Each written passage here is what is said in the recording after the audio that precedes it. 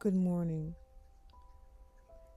And before we begin, I'm hoping you won't mind if we take a collective inhale together and a collective exhale.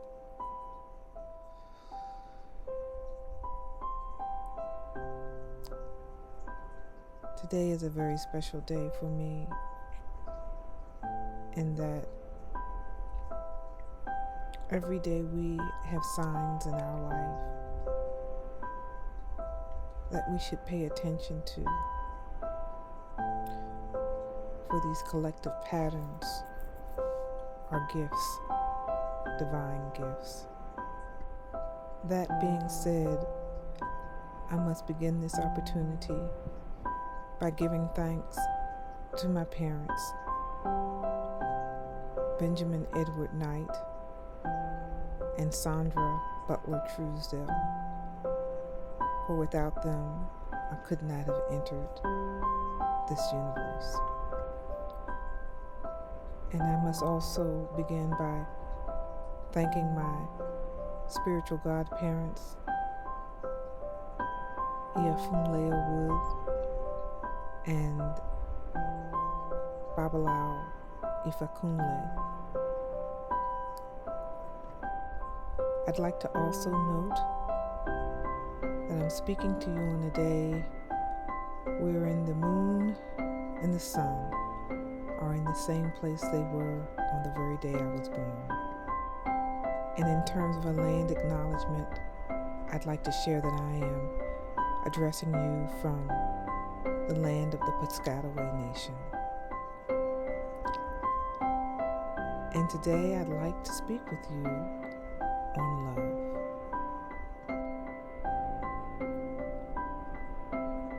And family. I am the recipient of one of the greatest gifts in humanity, that of the blended family.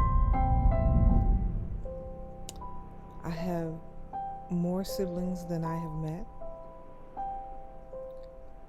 and each of us have a different story to share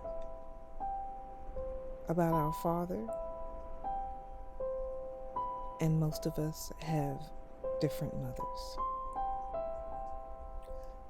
I met my father for the first time in my memory when I was nearly 30.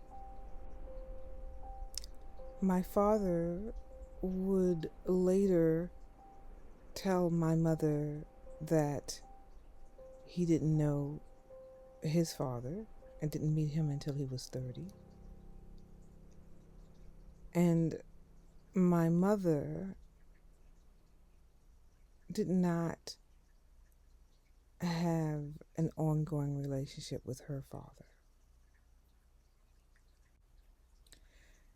And this is why it makes perfect sense to me that what I would share today is stamped by Irori Bogobe and Odishe. You know, the film that I asked you to see is also stamped with an angel number, 1001. 1001 is an angel number that is very special. As an angel number, 1001 is said to be assigned to prioritize happiness above all. 1001 angel number is a symbol from the universe to be prepared for a new phase in your life. This phase demands that you let go of your fear and doubts. It further asks that you be truthful to your significant other while being non-judgmental to their life choices. Imagine that. And that is why when I found out that my father had in fact known his dad from the beginning of his life, I had to pause. And I cried, for that truth deepened my feeling of pointless abandonment long after I'd found my father and gotten to know him a little.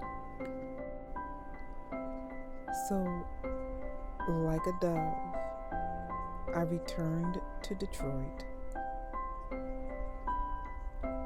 to meet more of my family and discover more of the truth. I asked that when doves cry, play, because of the special signs that have always been in my life. Birds, to be specific, mourning doves, seem to always be around. You see, I have doves that return to my home each year and build a nest in the same practically impossible place to nurture their babies. They sit on the transom above my door, to the left or the right of Isis, and a transom that says, "Know thyself," and an ankh symbolizing the male and the female in union to be one, surrounded by live, love, laugh. These doves come back each year to the same spot since I placed Isis there. And your invitation, in fact, came around that same time too. And 1001 was released around the same time. So I started to reflect on a quote that I'd found some time ago when I was trying to figure out how I felt about these doves returning. And Dr. Michael Shapiro says that, like us, doves use tears to keep their eyes moist and prevent them from drying out. Whether they also use these tear ducts to lament over overly bold fathers and insatiable mothers is beyond my area of expertise. And that quote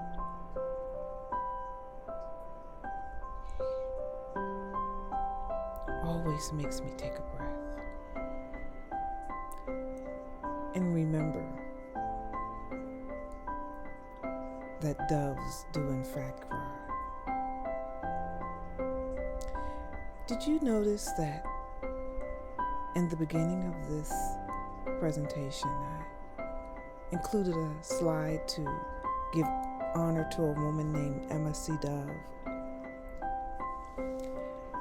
She is my second great aunt, and she left a legacy to my family that continued to give over a period of 100 years on the salary of a laundress. And I think about her often as an amateur genealogist, very, very amateur. As I said, I was able to determine that my father had not told the truth about his family composition and his life experience with his father. And I also found information on Emma Dove, who was just a name to me before researching her. The genealogy work that I began to do helped me to understand better what had happened to many of the women in my life, at least from a statistical or historical perspective. I want to share a little bit about how I got to a position of compassion and forgiveness and understanding that has healed several layers of paternal abandonment. You see, overcoming the fear to cry gave me the nerve to walk into the ocean with the confidence that I belonged. And it yielded relationships with nieces and nephews and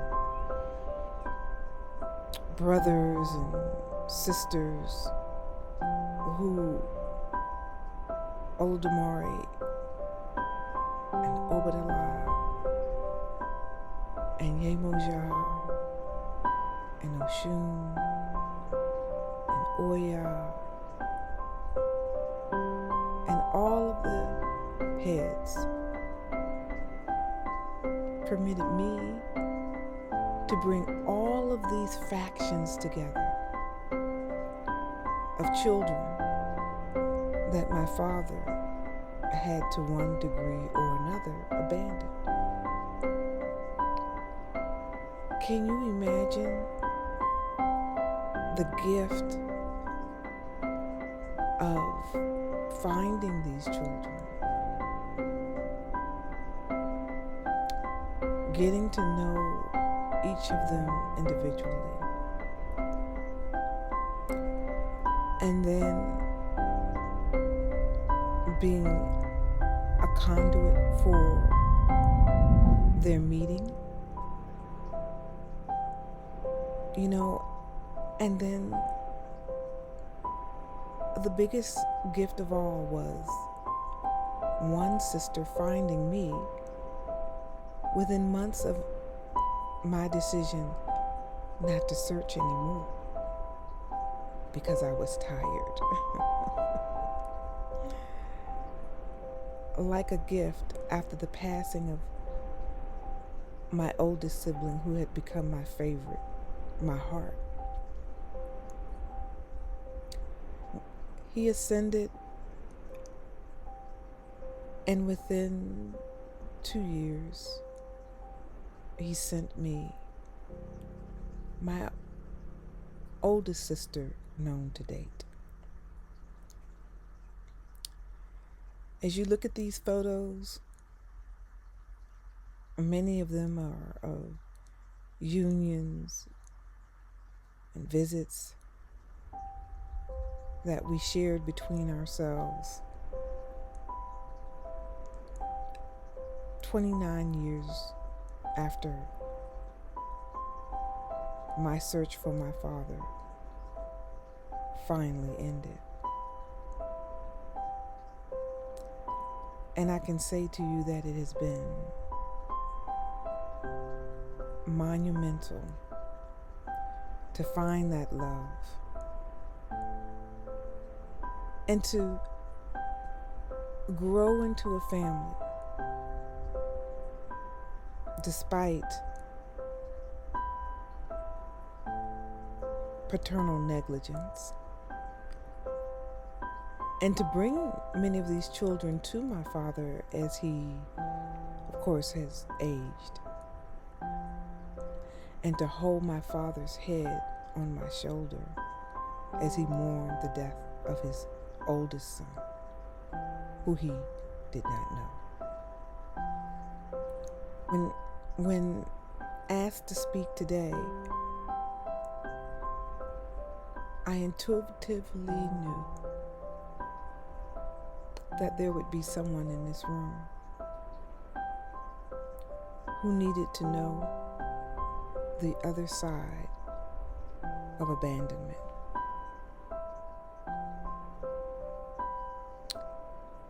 The charge to know thyself is not for the weak or the weary. Often we are charged to fight for what is ours, our lineage. But these photos that you see now of my nephews and younger brothers and my older brother's children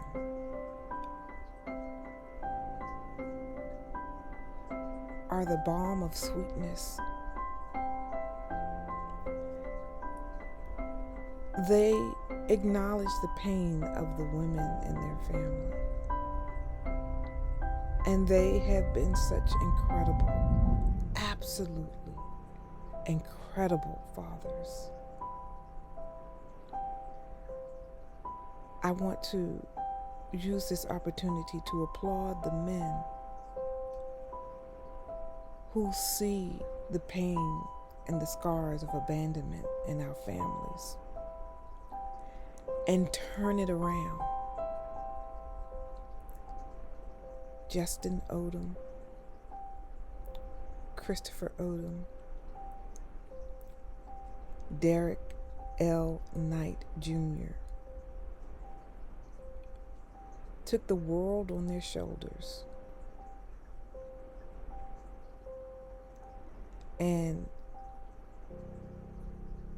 decided to heal us by doing better.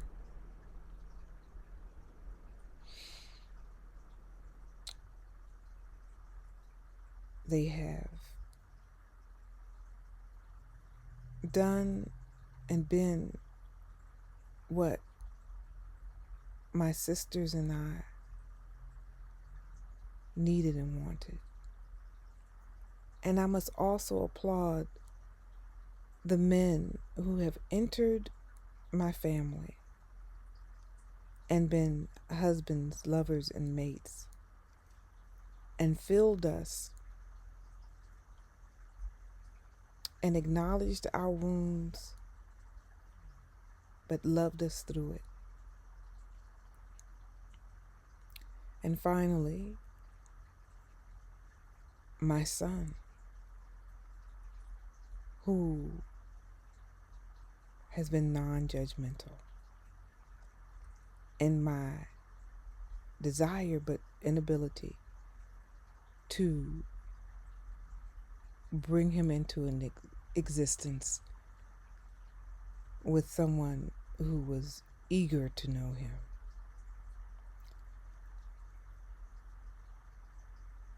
I give thanks for these men who choose to love us despite our wounds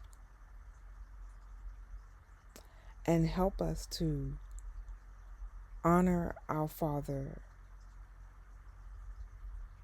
and respect his choice while accepting his gift of life.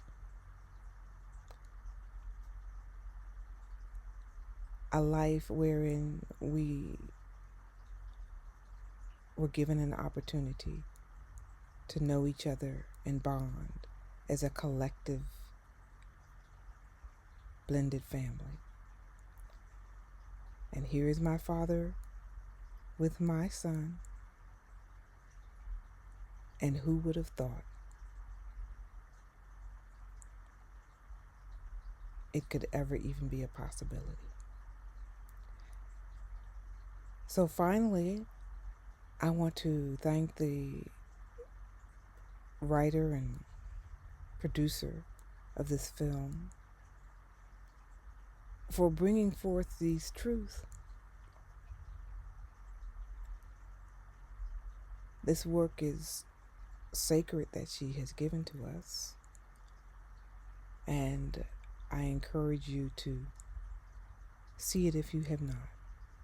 It is truly a gift.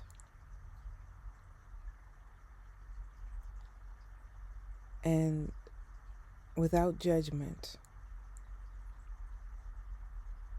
if you are the person or persons that I was charged to speak to today,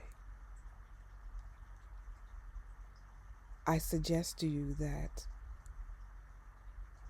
and knowing that you must know thyself, work to forgive. For the obstacle that you will overcome to know yourself is a portal, and that portal is divine. The pain that others create in the cycle of abandonment has a way out, and it's in your own heart.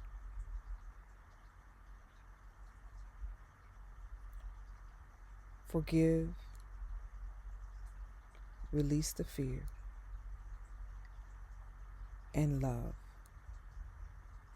Thank you. Thank you to my Elay sisters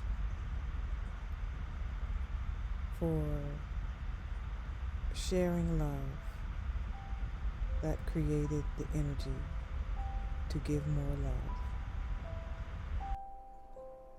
Your willingness to partake of this message in a pre-recorded format is greatly appreciated, as I was striving to get this exactly right.